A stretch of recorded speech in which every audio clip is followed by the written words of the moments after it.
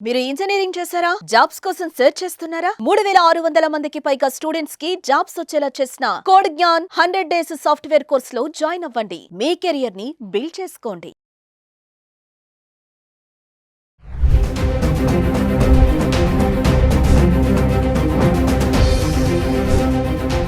Hi hello నమస్తే welcome back to Suman T. ప్రస్తుతం మనతో పాటు ఉన్నారు ఫ్యామిలీ కౌన్సిలర్ రజనీ రమ్మ గారు. నమస్తే మ్యామ్. నమస్తే నవీన. మ్యామ్, ఇప్పుడు చాలా ఇళ్లలో వైఫ్ అండ్ హస్బెండ్ కలిసే ఉంటారు, కానీ అన్నీ బాగానే ఉంటాయి. నైట్ పడుకునేటప్పుడు మాత్రం సెపరేట్గా పడుకుంటారు. మనం ప్రీవియస్ కొన్ని వీడియోలో మాట్లాడుకున్నాం. వైఫ్ అండ్ హస్బెండ్ కలిసి పడుకోకపోవడం వల్ల వచ్చే సమస్యలు ఏంటి, నష్టాలు ఏంటి అనేసి. మరి ఈ ట్రెండ్ ఏంటంటారు? అంతా బాగానే ఉంటుంది కానీ అక్కడ మాత్రం డిఫరెంట్గా ఉంటారు, కలిసి పడుకోరు. మరి దానివల్ల వాళ్ళ రిలేషన్ అనేది పెరుగుతుందా తగ్గుతుందా అంటే ఒక్కసారి దాని గురించి. ఇప్పుడు మీరు చెప్పారు కలిసి పడుకోరు, ఇది చాలా మందికి తెలుసు కదా.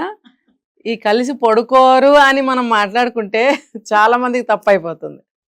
అంటే వాళ్ళు ఏం చెప్తున్నారంటే, అలా కలిసి పడుకోకపోవటం వల్ల మాకు హ్యాపీగా మంచి నిద్ర వస్తుంది, మాకు ఎటువంటి ఇప్పుడు మనిషికి సఫిషియెంట్ స్లీప్ అనేది చాలా అవసరం. స్లీపింగ్ డిజార్డర్ ఉండకూడదు. కాబట్టి కొంతమంది కష్టపడి పగలంతా పనులు చేసుకోవడము, అలసిపోయి ఉంటారు. కొంతమంది అంటే ఏజ్ లేదు ఇక్కడ, ఏ ఏజ్ వాళ్ళైనా సరే. కొంతమంది ఒక ఏజ్ వచ్చిన తర్వాత హెల్త్ బాగోకపోవడము, టాబ్లెట్స్ వేసుకోవడం, పడుకోవడం, నిద్ర డిస్టర్బ్ అవ్వకూడదు.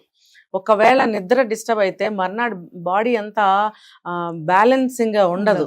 వాళ్ళు తూలుతున్నట్టు, కళ్ళు వాలిపోతున్నట్టు, ఆకలి ఉండదు, రకరకాల ప్రాబ్లమ్స్ వస్తాయి. ఇంకొకటి, పార్ట్నర్ గురకలు పెట్టిన నిద్దట్లో మాటికి వాళ్ళు పొజిషన్ చేంజ్ చేసుకుంటూ కదులుతూ ఉన్నాయి, ఏవో బాడీ పెయిన్స్ ఉండొచ్చు, లేకపోతే టాయిలెట్స్ కోసం లేవచ్చు మిడ్ నైట్లో, పక్క వాళ్ళకి ఇబ్బంది అవుతుంది. రకరకాల ప్రాబ్లమ్స్ ఇవి మనం చెప్పక్కర్లేదు, అందరికీ తెలుసు. అలాంటప్పుడు చాలా మంది ఏమనుకుంటున్నారంటే విడిగా పడుకుందాము. నేను చూస్తున్నాను రెండు బెడ్రూమ్స్, అంటే బాగా ఉన్న వాళ్ళల్లో, లేని వాళ్ళు పక్కన వేరే కొంచెం దూరంగా వెళ్ళి పడుకోవడము జరుగుతున్నాయి. దీన్ని ఎవరు కూడా తప్పు పట్టకూడదు. వాళ్ళు ఏం చెప్తున్నారు, మాకు బాగుంది, అలా పడుకున్నంత మాత్రాన మా రిలేషన్ ఏం దెబ్బతినలేదు, సో మాకు మంచి నిద్ర అనేది మేము పొందుతున్నాము. మంచి నిద్ర అనేది చాలా అవసరం. డాక్టర్లు చెప్తూ ఉంటారు మనకి 8 గంటల నిద్ర ఖచ్చితంగా అవసరము. అంటే వాళ్ళు చేసే పనిని బట్టి ఒక్కొక్కటి ఖచ్చితంగా 7 గంటలు అవసరము. మినిమం 7 అవర్స్ అయితే ఉండవలసిందే. మరి అలాంటప్పుడు 4 అవర్స్, 3 అవర్స్, 5 అవర్స్ పడుకుంటే శరీరంలో హెల్త్ ప్రాబ్లమ్స్ వస్తాయి. యూత్కైనా సరే వాళ్ళు యాక్టివ్గా ఉండలేకపోతారు, వాళ్ళు వర్క్ ప్లేస్లో వర్క్ చేయలేకపోతారు, పక్కన కొలీగ్స్తో హ్యాపీగా హుషారుగా ఉండలేకపోతారు, మూడీగా అనమాట. ఇప్పుడు మైండ్ లోపల డ్రౌజీగా ఉంటుంది. ఉన్నప్పుడు వాళ్ళు ఏ పని చేయలేరు, డల్గా ఉంటారు. ఇవన్నిటి వల్ల వాళ్ళు ఏం చేస్తున్నారంటే విడిగా పడుకుంటున్నామని చెప్తున్నారు సర్వేలో. దాన్ని కొంతమంది ఏమంటారు స్లీపింగ్ డైవర్స్. అదేం కాదు. అంటే ఇంకొక కేటగిరీ కూడా ఉన్నారు, ఎప్పుడు భార్యాభర్తలకి పడదు, మనం ఎందుకు దగ్గరగా పడుకోవాలని విడివిడిగా పడుకుంటుంటారు. దాన్ని అలా చెప్పుకోవచ్చు స్లీపింగ్ డైవర్స్ అని చెప్పి. కానీ ఈ కండిషన్స్ వేరు. దీన్ని చాలా మంది ఆమోదిస్తున్నారు. మనం కూడా ఒక వీడియోలో మాట్లాడుకున్నాం. ఇప్పుడు రాత్రి అంతా విడిగా పడుకున్నంత మాత్రాన, ఫర్ ఎగ్జాంపుల్ డే అంతా వేరు చోట్ల ఉంటున్నారు, అవునా కదా, ఉద్యోగాల పేరు మీద విడిగానే ఉంటున్నారు. అంటే నేను ఇక్కడ పోల్చుతున్నది విడిగా అనే విషయాన్ని పోల్చుతున్నాను. బయట పొద్దున్నుంచి రాత్రి వరకు విడిగానే ఉంటున్నారు కదా. మరి ఈ నిద్ర కోసం విడిగా ఉండటంలో తప్పేముందని అడుగుతున్నారు కొంతమంది. అంటే వాళ్ళకి ఇష్టమైతే, వాళ్ళకి కంఫర్ట్గా ఉంది అనుకుంటే, వాళ్ళ రిలేషన్ ఏమీ పాడు కాలేదు, బాగున్నాం మేము అని అనుకుంటే వాళ్ళది ఫాలో అవ్వచ్చు, తప్పేమీ లేదు.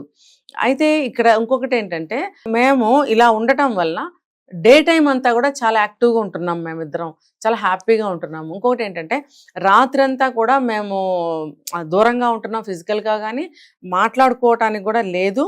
అన్ని అవర్స్ మాకు గ్యాప్ వచ్చింది కాబట్టి మార్నింగ్ చాలా ఏమంటారు ఇంట్రెస్ట్గా, చాలా ఏమంటారు ఎప్పుడెప్పుడు చూస్తామా వాళ్ళని అని ఒక థ్రిల్లింగ్ కూడా మాలో ఉంటుంది. గబగబా లేచి వెళ్ళి పలకరిద్దాము. తర్వాత ఏదన్నా ఒక మాట్లాడుకునేటప్పుడు కూడా అఫెక్షనేటివ్గా మాట్లాడుకోవడము, ఒక నిర్ణయం తీసుకునేటప్పుడు కాంప్రమైజింగ్గా తీసుకోవడము. ఎందుకనంటే ఆ వాల్యూ ఆ ఎడబాట్లో తెలుస్తుంది. అంటే అలా పడుకోకపోవడం వల్ల రిలేషన్ ఏమి దూరం అవ్వదంటారా? కొంతమంది జంటల్లో అంటే అలా అనుకుని విడిగా పడుకునే వాళ్ళ విషయంలో నేను ఏదైనా గొడవ పెట్టుకొని, గొడవ లేకుండా నేను ఇంత ఇప్పుడు ఏమేమి చెప్పాను, వాళ్ళ వల్ల ఏమన్నా ప్రాబ్లమ్స్ ఉంటే గురకలు పెట్టడము, లేకపోతే మధ్యలో మాటికి లెగవడము, వాళ్ళ పొజిషన్ చేంజ్ చేసుకుంటూ కదులుతూ ఉండడం వల్ల పక్కన పడుకున్న వాళ్ళకి ఇబ్బందికరంగా ఉంటుంది. దానివల్ల 7-8 గంటలు నిద్రపోవాలనుకునే వాళ్ళకి నిద్ర ఉండదు. అలాంటి వాళ్ళు విడివిడిగా పడుకుంటే నష్టమేమీ లేదు. తెల్లవారి పొద్దున వాళ్ళ మధ్యన ఇంకా అటాచ్మెంట్, ప్రేమ అన్ని కూడా పెరుగుతాయి అని చెప్పి ఒక సర్వేలో తేలింది. అది వాళ్ళకి ఇష్టమైనప్పుడు ఆ కండిషన్స్ లో మాత్రమే. ఇప్పుడు మళ్ళీ ఇంకొకటి చెప్తున్నాను, ఇద్దరు గొడవ పడుతూ మాటికి అసలు నిన్ను పక్కన నేను పడుకోను, నిన్ను చూస్తేనే చిరాకేస్తుంది, నిన్ను ముట్టుకోవాలనిపించట్లేదు అనే కండిషన్స్ ఉన్నప్పుడు విడిగా పడుకుంటే మాత్రం ఆ స్లీపింగ్ డైవర్స్ కిందకు వస్తుంది. ఇష్టపడరు. ఇప్పుడు కొంతమంది అలా ఉండి ఏమవుతుందంటే ఇల్లీగల్ కాంటాక్ట్స్లోకి వెళ్ళిపోతారు. ఇప్పుడు ఇలాంటి సందర్భాల్లో అలా దూరంగా పడుకోవటం అనేది మంచిది కాదు. ఎవరికి వాళ్ళే అనుకోవాలి. ఎన్ని గొడవలు ఉన్నా సరే పక్కకి వెళ్ళి ఇప్పుడు ఎన్ని గొడవలు ఉన్నా సరే వంట ఒకటే చేసుకుంటామా?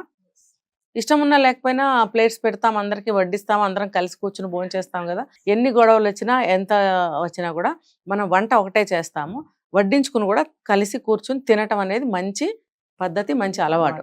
అలాగే ఎన్ని గొడవలు వచ్చినా సరే అన్ని పనులు పూర్తి చేసుకుని వచ్చి పడుకోవడం అనేది ఒకటే చోట, అది కూడా ఒక పద్ధతి. దానివల్ల ఏంటంటే లోపల కోపతాపాలన్నా కొంచెం దూరం అవడానికి ఛాన్సెస్ ఉన్నాయి. ఇంకొకటి ఏంటంటే ఎన్ని గొడవలు పడినా కూడా ఆ పడుకుంటే కొంచెం ఒక టచ్, కొంచెం ఏమన్నా కోపతాపాలు ఉంటే పోవడానికి ఒకళ్ళకొకళ్ళు హగ్ చేసుకోవడము, ఒక నుదుటి మీద కానీ చేతి మీద ఎట్లా ప్రేమగా తన ఇష్టం ఎట్లయినా ఒక చిన్న కిస్ పెట్టడం వల్ల కానీ వాళ్ళకి అభిప్రాయ భేదాలు కానీ, కోపాలు కానీ, అనుమానాలు కానీ, అపోహలు కానీ ఏమైనా ఉంటే దూరం అవడానికి ఛాన్సెస్ ఉన్నాయి. ఎందుకంటే చాలా మంది వాళ్ళ అభిప్రాయాన్ని నోటితో చెప్పలేరు. కొంతమంది ఏంటంటే చెప్తే ఏమనుకుంటుందో. ఈ 2 కారణాల వల్ల స్పర్శతోటి టచ్ ఇస్తారు. ఇవి నిత్య జీవితంలో మన కుటుంబాల్లో చూస్తూనే ఉంటాం. ఎరా దగ్గరికి వెళ్ళి కూర్చొని మాట్లాడితే అన్నీ పోతాయి కదా, వెళ్ళమ్మా మాట్లాడుకోండి అని మన పెద్దవాళ్ళు కూడా చెప్తూ ఉంటారు. ఎందుకు దూరంగా కూర్చున్నారు, దా ఇటు వచ్చి కూర్చో, ఇద్దరు కలిసి భోంచేయండి, రండి ఇట్లా కూర్చోండి అని మన అమ్మమ్మలు వాళ్ళు చెప్తూ ఉంటారు. ఇవన్నీ మన కుటుంబాల్లో జరుగుతూనే ఉంటాయి. కాబట్టి ఏదో నేనేదో స్పెషల్గా చెప్తున్నాను అనుకోవద్దు. ఇలాగ చేయడం వల్ల ఏమంటే ఒక చెడిపోయే ఒక వ్యవహారము అది మంచిగా మళ్ళీ సెట్ అవుతుంది. కాబట్టి పెద్దవాళ్ళు చెప్తారు కాబట్టి ఎన్ని కోపతాపాలు ఉన్నా కూడా కలిసి పడుకోవటం అనేది భార్యాభర్తల యొక్క ఇంటి కోసం, భార్యాభర్తలు కి అది ఒక ధర్మం.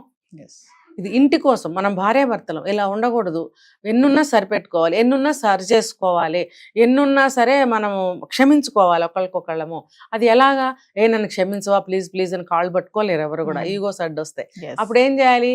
మన ఒక ఏం లేదులేరా అని చెప్పి మన ఫ్రెండ్ అనుకోండి మీద చేయి పట్టుకుని రా ఏం లేదు పదా, ఏం లేదు అన్ని ఊరికే మనసులో పెట్టుకుంటాం అని చేయి పట్టుకుని తీసుకెళ్ళిపోతామా లేదా?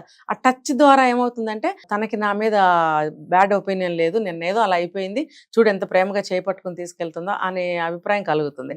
దీనికోసం చెప్తారనమాట, కలిసి పడుకోవాలి, కలిసి మంచిగా అభిప్రాయ భేదాలు లేకుండా ఒకళ్ళ మనసు ఒకళ్ళు పంచుకోవాలి అని. ఇంకొకటి, పడుకునే ముందు ఒక 10 నిమిషాలు మనసులు పంచుకుని మాట్లాడుకోవాలి కూడా. దీనివల్ల కూడా అన్ని దూరం అవడానికి ఛాన్సెస్ ఉన్నాయి. Thank you ma'am.